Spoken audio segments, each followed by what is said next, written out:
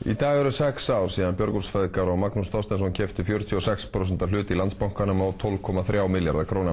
Eftir gríðarlegan uppgang og eignasöfnun allt að hruni komið. Skuldir Landsbankans 50-földuðust á árunum 6. Sindri Sindrason.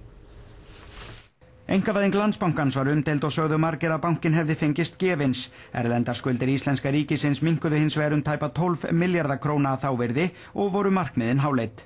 Já, við höfum talað um það að við viljum reyna að koma bankanum með meiri útrás og við viljum styrkjan og stækkan og eflan og það munum við leitast að við að gera. Bankinn stækkaði mikið næstu árin en óvíst hvort feðgarnir skilji eftir sig meiri skuldir á herðum ríkisins erlendis en fengust fyrir bankan á sínum tíma. Landsbankinn hefur nú verið þjóðnýttur, eignir hans í Bretlandi frystar, yfir íslenska ríkinu vofa ábyrgðir vegna innistæðna sem nema 100 milljörðum króna.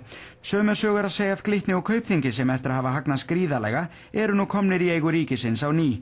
En þýðir þetta að einkavæðingin hafi verið mistök? Ég ekki svo viss það að sjálf einkavæðingin að færa eignarhaldi frá ríki til einkaaðila hafi verið mistök. Hins vegar alveg ljóst að það voru gerð mistök í ferlinu sjálfu. Það hefði kannski verið farsælla að ríki hefði til dæmis haldið áfram einhverju hlut í bönkunum til að fylgjast betur með þróun þeirra, halda aðeins svona í við þá og hafa eitthvað með að gera hvernig þeir stækkuðu. Já, kannski vantaði strangari lög og reglur starfsemi bankana og mórallinn svo sannarlega annar í dag en þegar Björgólfur Guðmundsson varaði við því árið 2004 að takmarka umsvif bankana.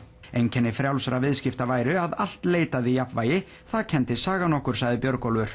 En hvers vegna kom ekki útlendingar að einkavæðingu bankana eins og til stóð? Menn voru að dansa eitthvað í kringu það við einkavæðingarferli sjálft án þess að því væri nú lokað með neinu skynsamlegum hætti. Það geti hafa verið mikilvægt líka vegna þess að við hefðum betur fengið þá þekkingu og stöðuleika sem slíku hefði fylgt. En hverjum þetta ástand að kenna? Það bönkunum sem skuldsettu þjóðun upp í topp og lánuðu ótakmarka til fyrirtæki og einstaklinga sem virtu sjá tækifæri í hverju horni, jafnvel þar sem engin annar sá þau? Kannski ríkisstjórnin og seðlabankanum sem sögðu krónu framtíðar gjaldmiðil og að hún væri ekki að sliga íslensk heimili og fjármálalíf? Eða heimilunum í landinu sem fann skynsamlegt að kaupa sér auka bíla, hjólhýs og sumarbústað allt til að græða sem mest?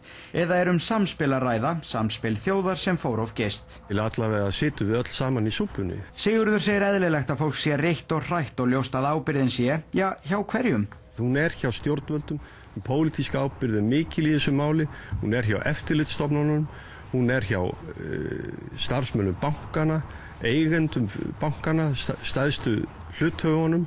Og svona mætti lengi telja. Mikilvægt sé að mál þetta verði rannsakað þegar hægist. Verða einhverjir sóttir til saka?